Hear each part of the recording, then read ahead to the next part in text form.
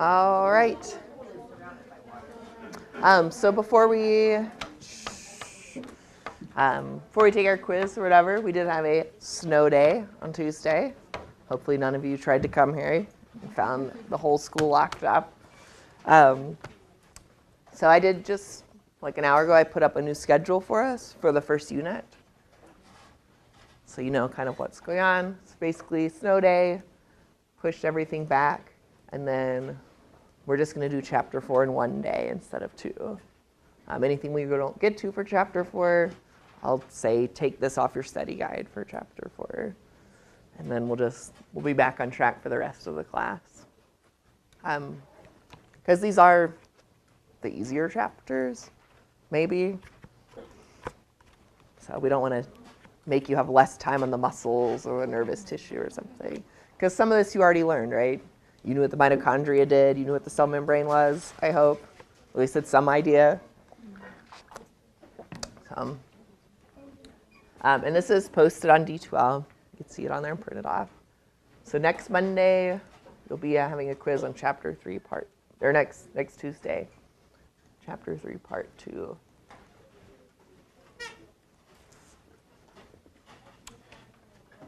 All right, so questions on the study guide for chapter 3 part 1. Remember, you're only supposed to know or expected to know the bold items on there.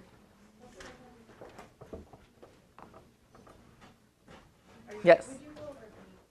The functions of each of those? Yeah. So,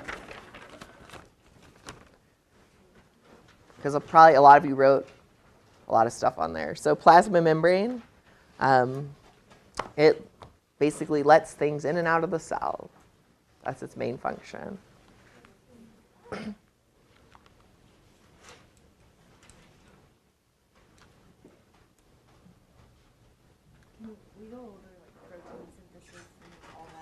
Yeah, let's finish these first. Oh. Sorry, there's all of them.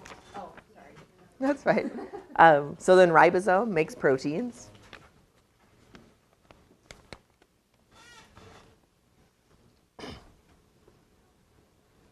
The rough ER sorts proteins.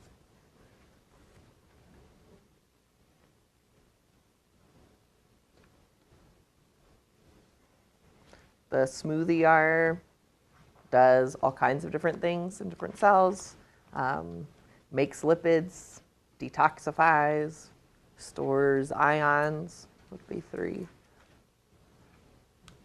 makes lipids, detoxifies, and stores ions.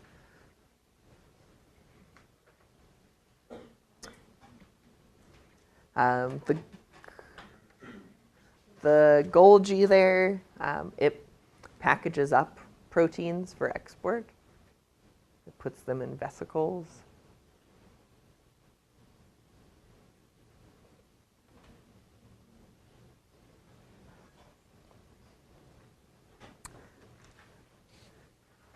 The lysosome, I call it the recycling center. So it breaks down old, worn out stuff in the cell so it can reuse the parts.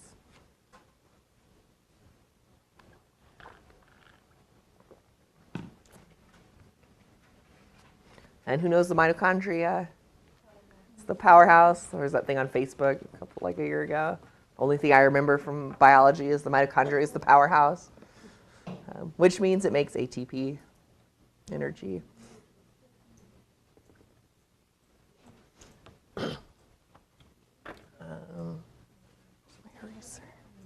And then you want to talk about transcription and translation? Yes. Please, Edward.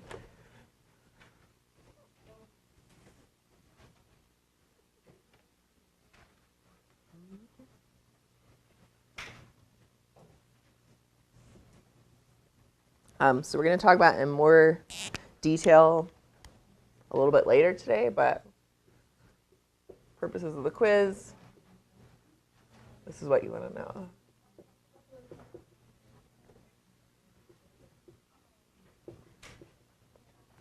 So basically, to go from DNA to protein, there's 2 steps.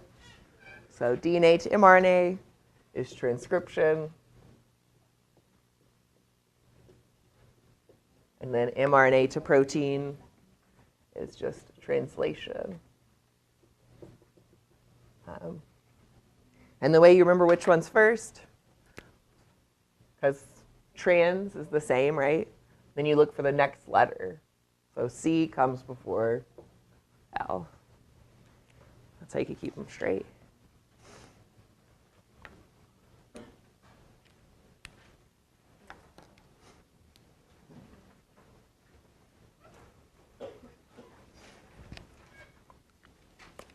When it says in the translation, it says basically the small definitions where it said it's the nucleotides to amino acids. Mm-hmm. So that's nucleotides to amino acids, and amino acids turn to protein, right? Yeah, so a protein is a sequence of amino acids. Mm-hmm. DNA is made of nucleotides. RNA is made of nucleotides. Protein's made of amino acids.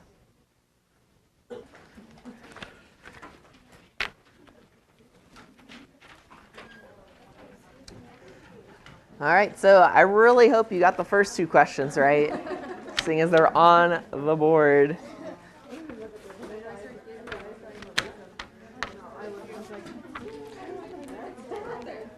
So transcription, DNA to mRNA. Translation is mRNA to protein. So number 3, function of the lysosome. Was it digest bacteria, package proteins, produce ATP, or break down worn out cellular structures? Let's break down worn out cellular structures. Function of the Golgi. It's the packaging proteins.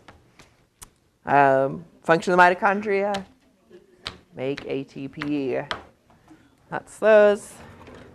I bet y'all, it sounds like y'all did pretty well. All right, let's start with some fun cell facts, just for 1 minute.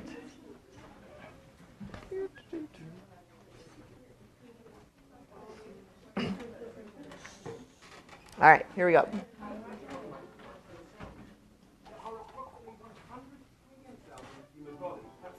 Times as many stars as there are in all the known galaxies. Every minute, just over 200 million cells in our body die. Each day, an adult human body creates hundreds of billions of new cells. This means that over the course of 10 years, every single cell in our body will have completely been replaced. Your current cell will share no physical matter with your future cell. In that same 10 years, a cell could circulate your body 5,256,000 times. Each cell taking only 60 seconds for each circulation. Our blood vessels add up to 60,000 miles in length, which is long enough to wrap around the world more than 2 times. On that note, the longest cell in our body is the motor neuron cell. It's almost twice as long as the shortest man in recorded human history. Meanwhile, the largest cell in the human body is the female egg, which is visible to the human eye, while the sperm cell is the smallest. Speaking of reproduction, our cell... All right, so that's 1 minute of cell facts that are fun. Which one was your favorite? Well, the sperm and the egg graphic, that was pretty good. Yeah, it's interesting. And then 60,000 miles of blood vessels in your body. Or the brain cell, or the neuron cell. The neuron? Yeah. Mm-hmm. 43 inches. It is like 1 foot. Was that 1 foot? Is that what it said? 9 inches. Oh, 1 foot 9 inches. Yeah, that's pretty short. I think my daughter's that tall already, right? Yeah. It's crazy. All right, so basically chapter 3 is how cells work. So it's like a whole intro bio class in one chapter, which is why I split it up. With a bunch of words I never heard. With a bunch of words you've never heard of. Exactly. That I don't, or that I didn't remember. All right, so trying to keep it kind of simple for most of it. So cell cycle is the process cells go through to reproduce and make new cells. And the main phases are G1, where the cell grows, S, where you replicate your chromosomes, because if you're going to take one cell and turn it into 2, you better make sure those 2 new cells have the same DNA as the first cell. So that before you get too far, you better copy it. So that's all S phase is copying the DNA, copying the chromosomes. G2 is some more growth. And then M phase is mitosis or meiosis, which we'll talk about in a little more detail. But those are the two processes of cell division, where the cell actually divides into two. And they're similar, but not. Is the amount of time it takes each phase important? No. And that's because there's no, like in your body itself, all your cells are going through the cycle at a different speed. They just have that time frame so you can study that. Yeah, that would be like in culture, if you're feeding them lots of nutrients and telling them to grow and grow, that'd be like the fastest they could go. In general though, I mean, I would say the mitosis stage is very short. The part where you're actually dividing is very short. Those other three phases are a lot longer. If you want some extra review, there's a fun little game you could play on your computer. It'll get you acquainted with all those phases, and that's actually pretty fun. All right, so we mentioned you've got mitosis and meiosis. Start with meiosis. So meiosis has one function. It's to make sperm and eggs. That's it. So that's only in the ovaries and the testes. Mitosis is when you need cells, new cells for everything else. So you saw in that little fun facts things, what was it, 200 million cells die every day? So they're replaced by mitosis. So for example, your skin, like, think how tiny a cell is. You know, you looked at basically a skin cell from your cheek in lab. Think how many of those cells are on your skin, and they're not really held there too tightly. They're always just falling off. Same thing with your intestines, your esophagus. All throughout your body, the cells are dying, and then the cells underneath them or next to them divide to replace them. So that's replacement cells. When you were just a little fertilized egg, that was one cell. That cell divided by mitosis trillions of times to turn you into a person. So that was all by mitosis, going from one cell to the trillions of cells you have now. And wound repair, like if you get a cut or something, they'll repair that way. Or if your liver gets damaged, the cells can go through mitosis to make new liver cells to replace the damaged ones.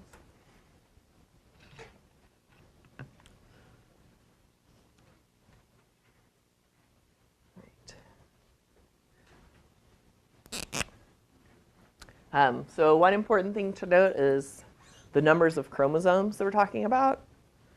So obviously we have 46 chromosomes, right? 23 pairs.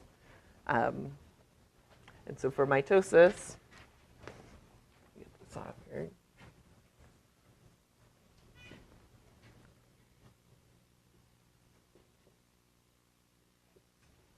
So for mitosis, you start with one cell that has 46.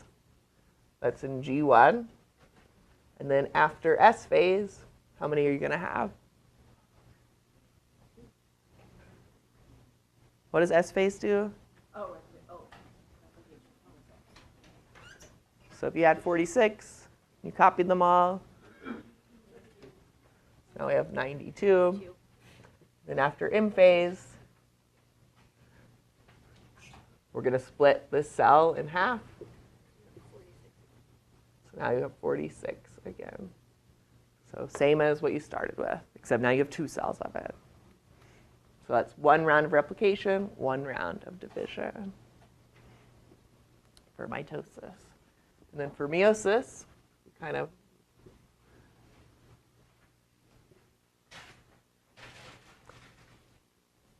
how many chromosomes are you starting with in a meiosis, do you think?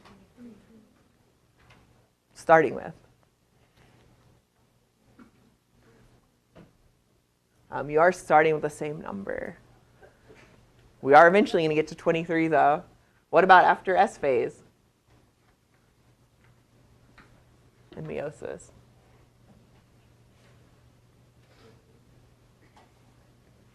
What does S phase do?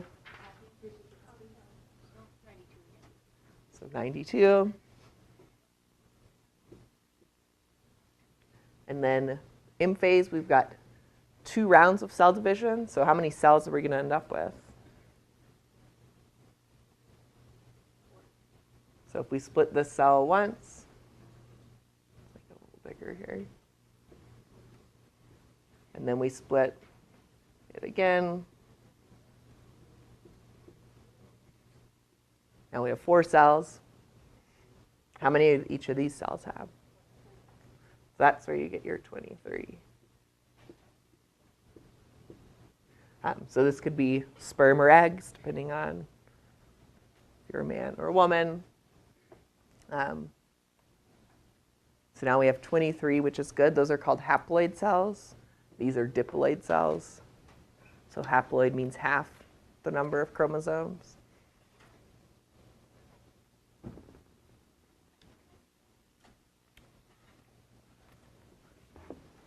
All right. So first question for the day. At the end of meiosis, what do you have?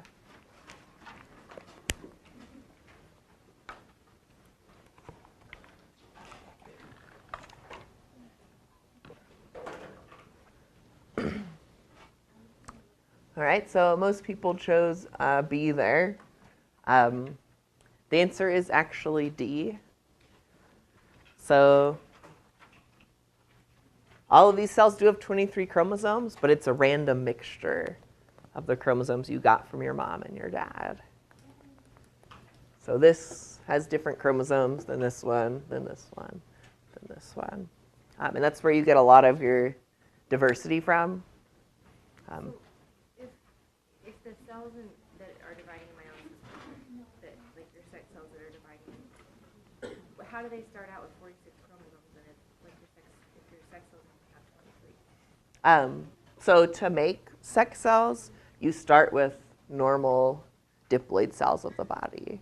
So you have specialized cells in the ovaries and the testes that will eventually turn into the sperm or the egg cells. And when you get to 202, we talk about this process in a lot more detail in the reproduction chapter, about how you go from here to there. Can you explain a little bit between like we all thought it was like the 4 genetically identical daughter cells? Mm-hmm. I'm getting kind of confused on like how it's non-identical. Okay, yeah, so let's pick out, tell me some traits that people have.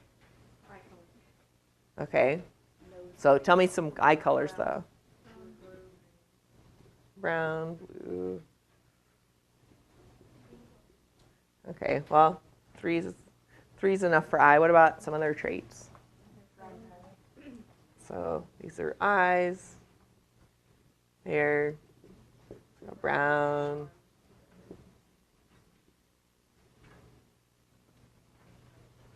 What's something else?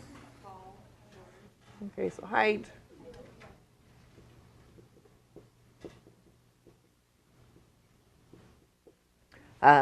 So basically for each of these traits, you have 2 alleles for them, right? You got one from your mom and one from your dad.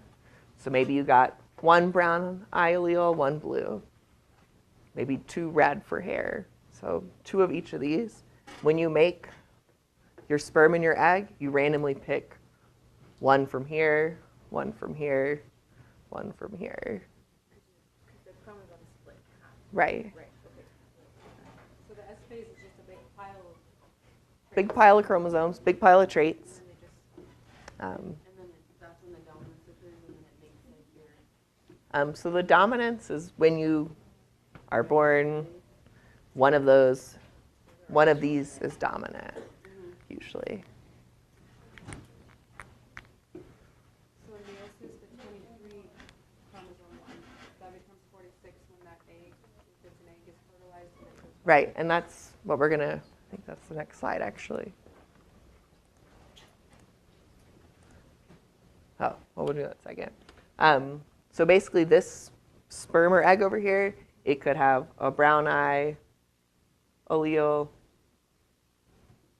it might have a red hair allele and a short. The one here, maybe it's blue eyes, blonde hair, and tall. So basically any combination, this is just 3 traits. We've got, 26,000 genes. So you can think of all the combinations you can come up with. That's a good question. All right, so how is the end result of meiosis similar to the end result of mitosis then?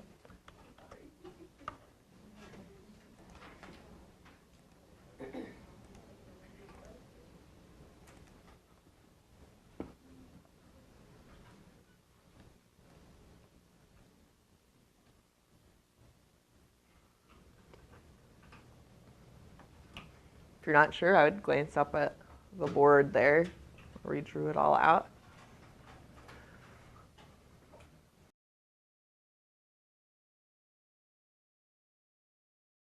All right, so before you get started, let me tell you how I view concept maps and how I would start this one.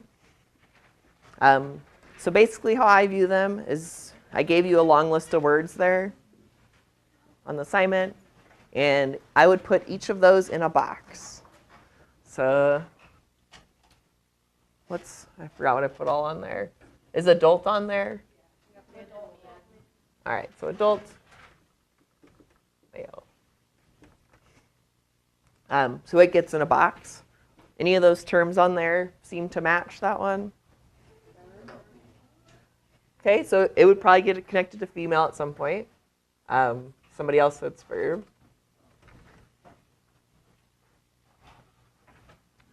And then is there any word on there that connects these? Eventually. What about how you make a sperm? Meiosis. Okay, so maybe I'd put meiosis over here. I can never spell it. And you put an arrow, so it's like you're making a paragraph. So what word would go between adult male, blank, meiosis, blank sperm? Like a verb phrase. So it's a word that's not on there. Like just a verb phrase. You're making a sentence. Undergoes. That works. Is there an E on there? And then, so adult male undergoes meiosis, blank sperm. So how about to produce? So that's a good start. And I want you to put all those other terms in boxes and connect them all together on your table. So that way you can erase, start over, move things around.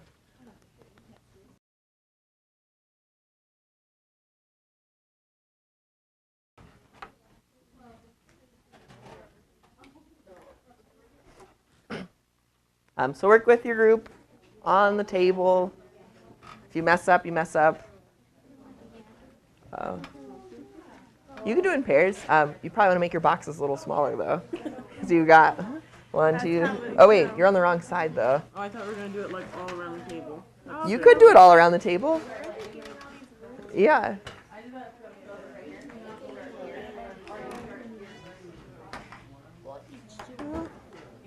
Yeah, y'all can do one in pairs if you want. Don't forget to put arrows so you know which direction to read it.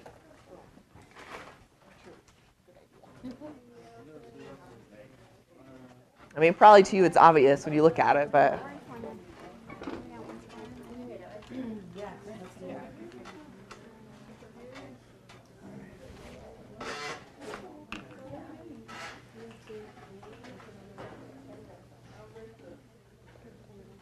Okay, so then you need to connect them with verbs, phrases.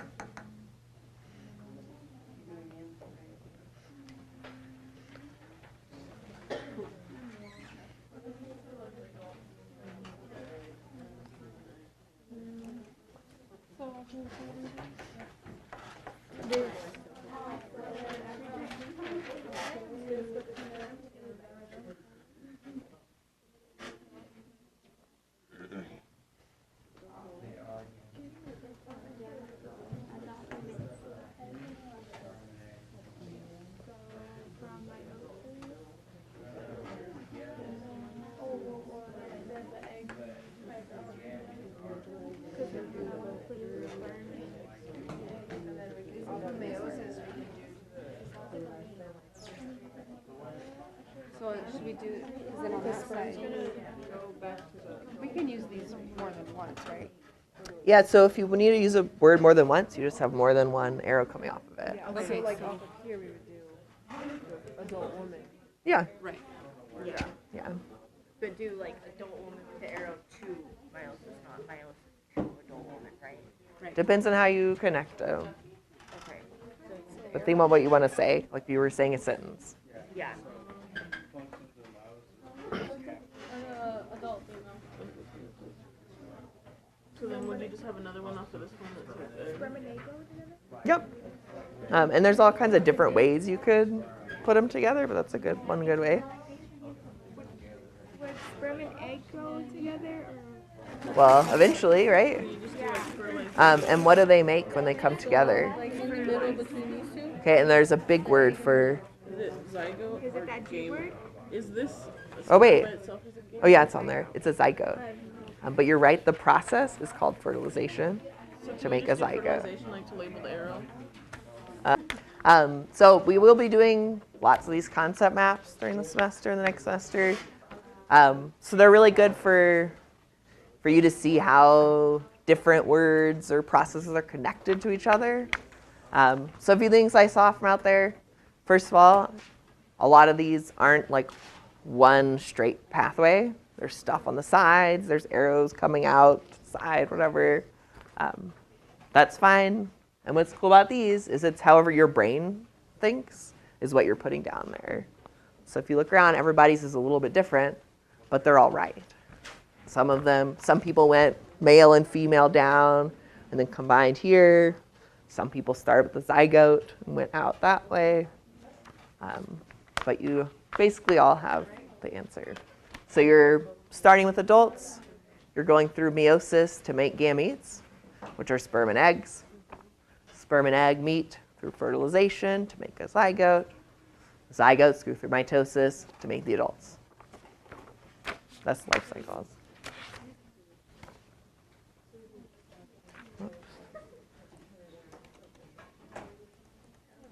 All right.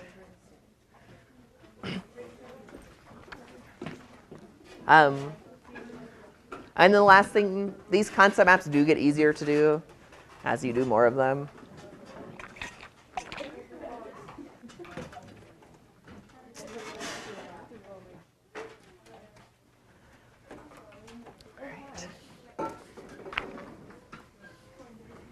You can always take pictures of concept maps that you draw. You don't have to copy them down. You can always just take a picture of them.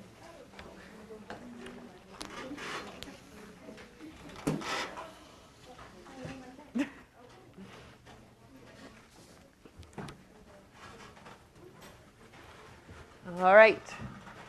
So next up is the central dogma. The central dogma is talking about transcription and translation. And kind of the key thing about this is your DNA, your DNA doesn't leave your nucleus. It stays there. It can never leave. But that's where all the information is to make all the proteins. So the proteins are what do the work of the cell, but they're made outside the nucleus. So you need some way to get the information that's in the nucleus outside the nucleus so you can use that information to make the proteins. That's what the messenger RNA is for. So then, because of that, like with the plasma membrane, that's how they're getting it out? Or is that like Um, semi-permeable membrane? They go through the nuclear membrane. Wait. Yeah. Wait. I need a better eraser. All right, so let's say you're starting in your nucleus. You've got your DNA. So it's all your chromosomes in there. This is the nucleus. And then way outside, this is the cell membrane.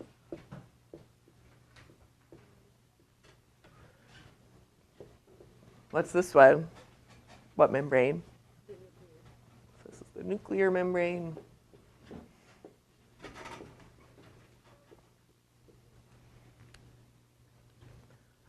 What structure makes proteins? Ribosomes. Let's give her. And a lot of the ribosomes are at the rough ER. So we'll call this the rough ER. Maybe in green here. Just make a little circle. That's the ribosome. So you've got your ribosome out here. It makes the proteins. You've got your DNA in the nucleus. It's got all the information for how to make the proteins. So you need to connect them somehow. And the way they're connected is through mRNA. So in the nucleus, what's the first process that starts with the T again? So we go DNA to mRNA. That was transcription. And then your mRNA leaves the nucleus and comes over here to the ribosome. And what happens to the mRNA? Gets turned into, so it's going to get turned into a protein at the ribosome. And what was that called? That's translation. So that's basically, that's the simple central dogma. That's what they call it.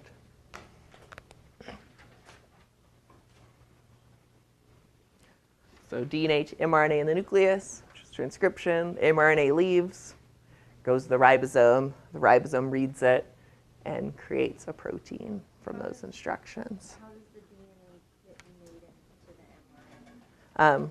Don't worry about it. My brain does not work like that. That's what's so hard about this. Yeah. I'm like, oh, that's cool, that makes sense, but how did all that other stuff happen? And that is what's hard about teaching the entire intro bio class in one chapter. Because if you were taking bio 111, that would be a whole chapter, how that happens. This would be a whole chapter over here. So if you want to watch, if you really have to know more, just type transcription animation into YouTube and watch a 10-minute movie on it. And it'll show you everything you want to know.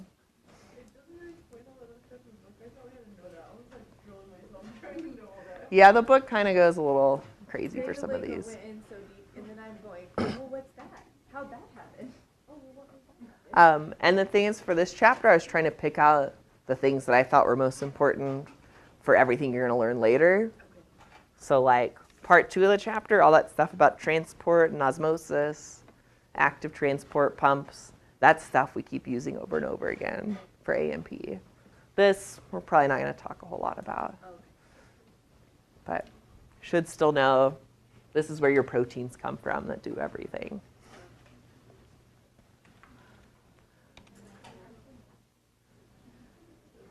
All right, and here's a little example movie too, if you're gonna watch that. How much time? Let's see. How much time do we have left? 25 minutes. Oh, but we still have the factory thing.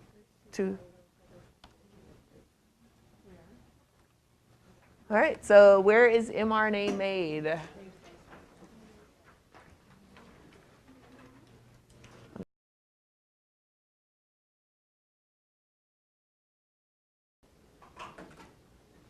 All right, so 80% for D, which is correct. It is in the nucleus. All right, what about proteins? Where do you make proteins?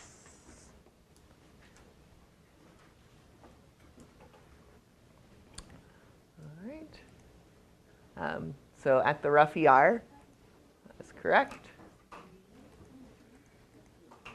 All right, so before we get started on that, I realize there's something we could add to our diagram of our cell up here.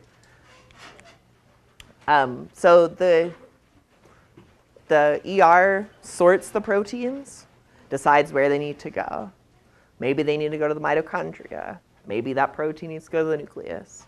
So that's what's happening here. I don't know what kind of proteins they are, Mhm. as to where they go. Yeah, they go to where they're needed. Okay. So if they're a protein that makes ATP, they go to the mitochondria. If they're a protein that makes mRNA, they go to the nucleus. So when they say synthesis, it just means it makes it. Yeah, synthesis, a fancy word for makes. Okay. I know they love that word. That clears up a whole lot of stuff. Yeah, I was right there. that's a good. I mean, You I know what? just looked it up, but I'm gonna put that on the study guide for next semester. Synthesis. That's a good idea. Now, if a protein, if its job is like a hormone, it's supposed to leave. It goes from the ER to another little thing. That's the Golgi. What color is our protein? I didn't make a protein yet. Let's make it a little triangle here. So there's our protein we made. It goes through the rough ER. It's not an A. It'll get to the Golgi, and the Golgi wraps it up nice like a little present in a vesicle, and then it goes to the cell membrane and gets released. So this is our protein that's going for export, or going to, like it's a hormone, or who knows what, it could be anything.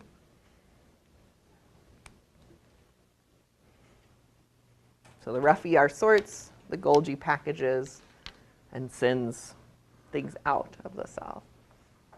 It's crazy how much it looks like so much, but it goes so fast. Like it happens how many times a day that happens, you know? Oh yeah. Like every minute, how much time? So you've got, I don't know, probably 100,000 different proteins you can make in your cells. And different cells are making different ones, different times, different speeds. And the lysosomes, like they use your hormones too, like the hormones that come in your cells, right? The lysosome's more, it's the recycling Or center. no, that's your Golgi does that too, though. Like they'll use them, right? And then Yeah, the the packages Golgi, go into the cell too, right? right. Okay. But for now, just keep it a little simpler, but you are right. All right, so I'm going to practice this a little bit. And basically what you're practicing is you're going to do an analogy for your cell. So that's on the back side of this one. You're going to do this in pairs.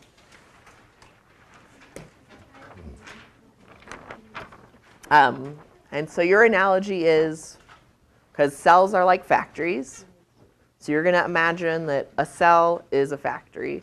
What would each of those things represent?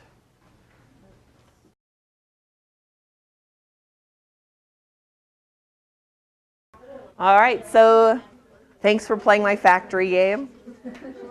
I promise it'll be helpful if you're stuck on the test or something, and it says Golgi apparatus. You're like, wait, what was the Golgi? What? You might think about your factory and be able to remember it. Might help. We'll finish this up next time.